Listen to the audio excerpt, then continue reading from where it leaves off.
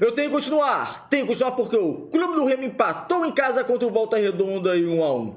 O Leão não jogou bem, desperdiçou a oportunidade de somar mais 3 pontos na competição, somou apenas 1, mas também não é o final do mundo. O Remo prossegue no G4, mas é claro, fica aqui aquele gostinho que poderia ter jogado melhor para fazer os 3 pontos e colocar ainda mais gordura sobre o quinto colocado.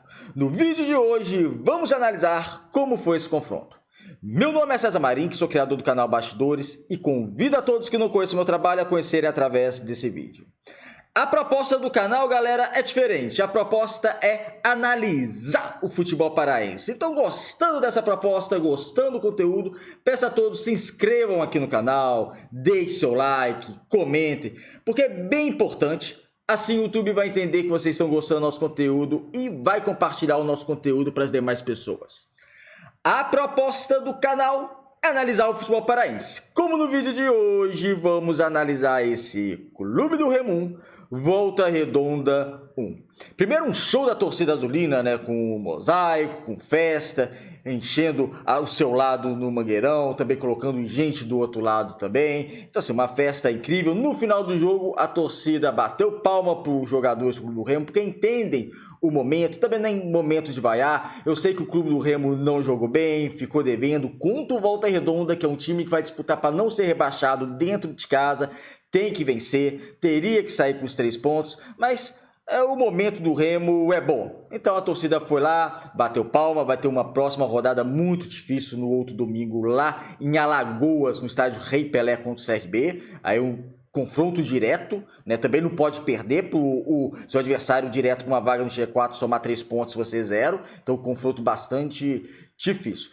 Mas voltando para o jogo de hoje, o Daniel Paulista, para mim, ele erra na escalação do Clube do Remo e eu vou falar por quê e vocês deixam a opinião de vocês. O Clube do Remo foi escalado com Rangel, aí os 3 zagueiros, Alvarinho, Klaus, Reinaldo, nas laterais, Cadu e Sávio, no meio campo, Caio Vinícius, Pedro Castro e Pavani, no ataque Pedro Rocha e Adailton.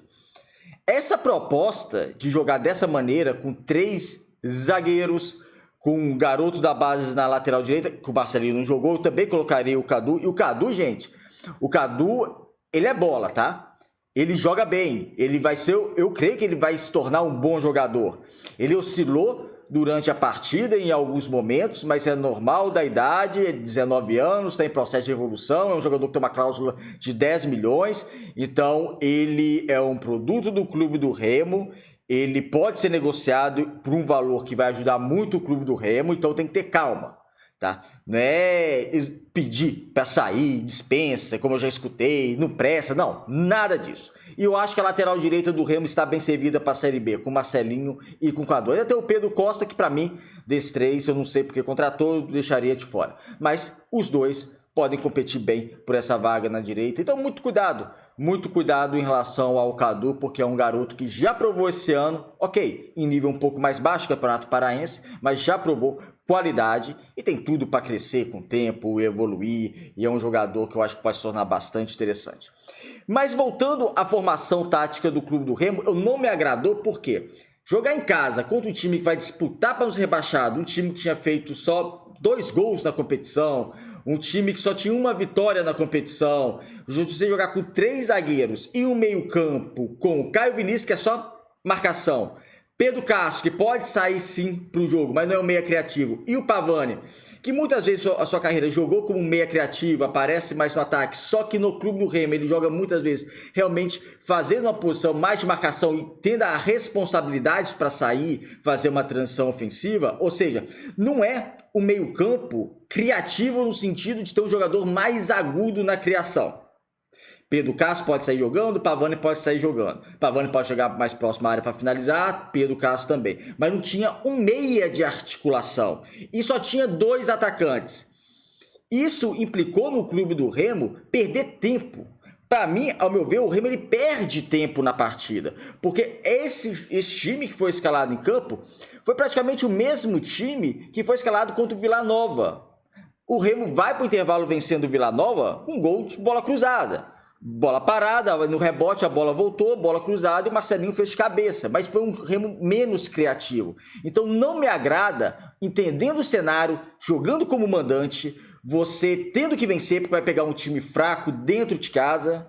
Quando eu digo time fraco, é um time que vai disputar para não ser rebaixado, né? Essa é a realidade do Volta Redonda. Então, é para dar as cartas do jogo. E o Volta Redonda teve certos momentos da partida que teve mais 60% de posse de bola. O Volta Redonda foi mais perigoso que o Clube do Remo de maneira geral. E se não fosse a trave, e se, em 2 ocasiões, e se não fosse o Marcelo Rangel com pelo menos 3 grandes defesas, o Remo teria perdido para o Volta Redonda. Eu sei que o Remo também criou algumas oportunidades. Teve a do Pedro Rocha, que no final do primeiro tempo que a bola passou por ele, ele furou, passou na frente dele e não conseguiu completar para o gol. Teve no final do jogo também o Remo pressionando. Mas de maneira geral, o Volta Redonda criou mais perigo que o Clube do Remo. E para mim isso não pode acontecer. Você jogar dentro de casa contra o Volta Redonda, você deixar mais 60% de posse para o Volta Redonda e ele ser mais perigoso que você. Você precisava colocar realmente um time para o ataque, um time para dar as cartas do jogo. Se o jogo é lá contra o CRB, ok. Jogar fora de casa, um jogo difícil, confronto direto, mas não. E muitas vezes o que acontecia? O Remo no contra-ataque não me agrada. E um contra-ataque, na maioria das vezes, ineficaz. No primeiro tempo ainda, Pedro Rocha pega uma bola, ele avança, ele dribla um, só que não chega ninguém para se aproximar. Quando chega o Adailton, já voltam 3 defensores do Volta Redonda. Então ficaram 2 contra 4, Pedro Rocha. E Adailton contra 4 defensores do Volta Redonda. Não foi um contra-ataque 4 contra 2. Foi um contra-ataque 2 contra 4, porque o Volta Redonda ele fazia a transição defensiva com eficácia.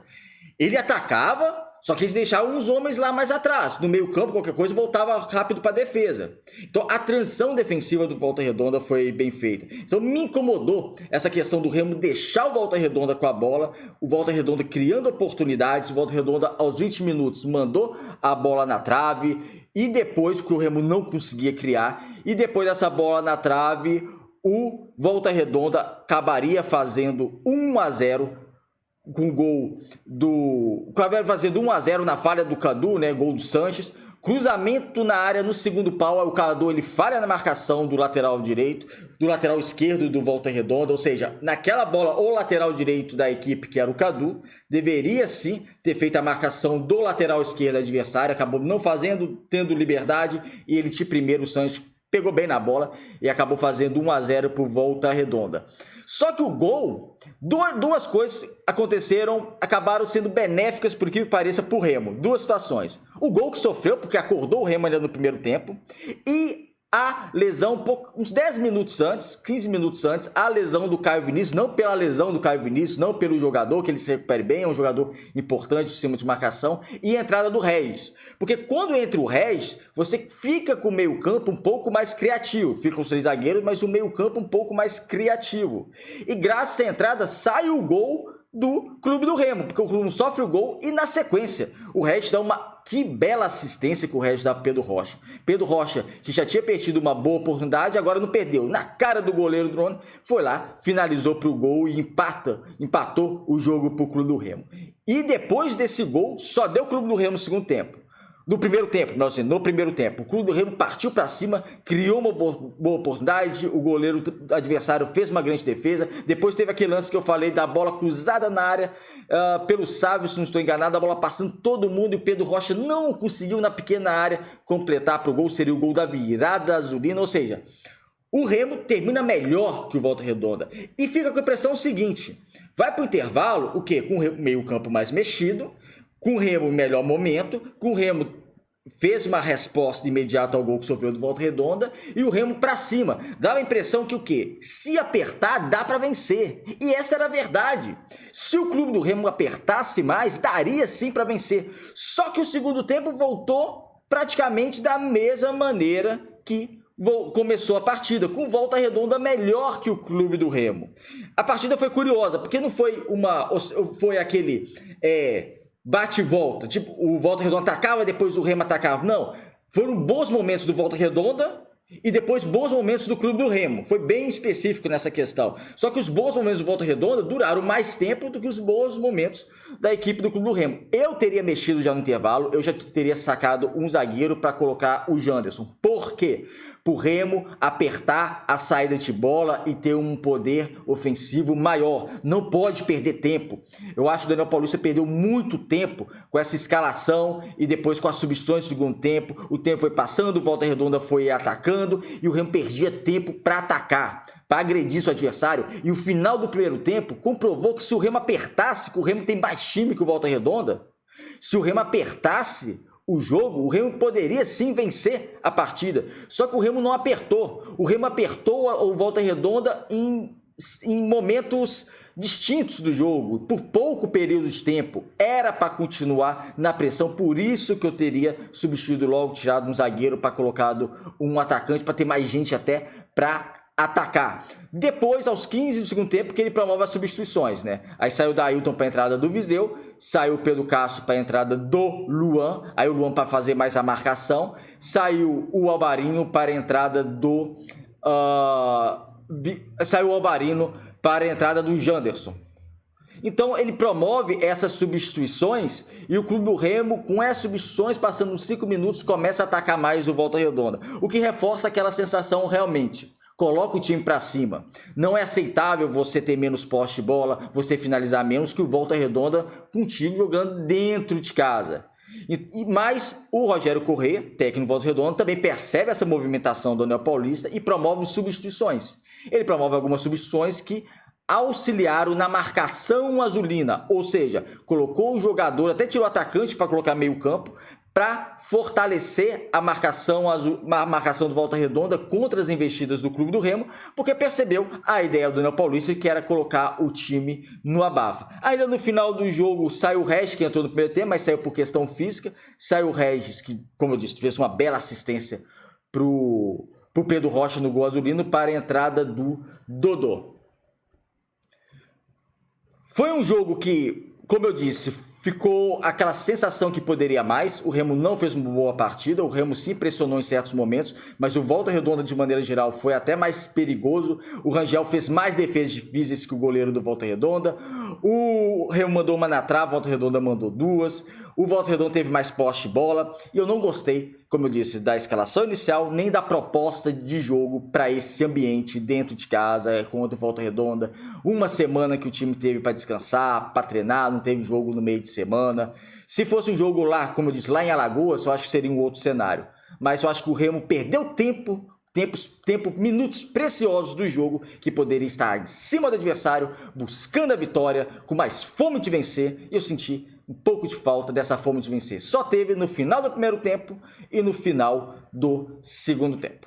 Mas nada para jogar o trabalho todo no lixo, criticar. Não, é lógico que a gente faz a análise do jogo, e como eu não gostei, eu tenho que fazer análise, mas tem muito campeonato pela frente, a torcida bateu palma pro time no final do jogo, fez bem, e vamos preparar agora pro próximo domingo, CRB e Clube do Remo lá em Alagoas, aí um jogo mais duro, um jogo fora de casa e confronto direto.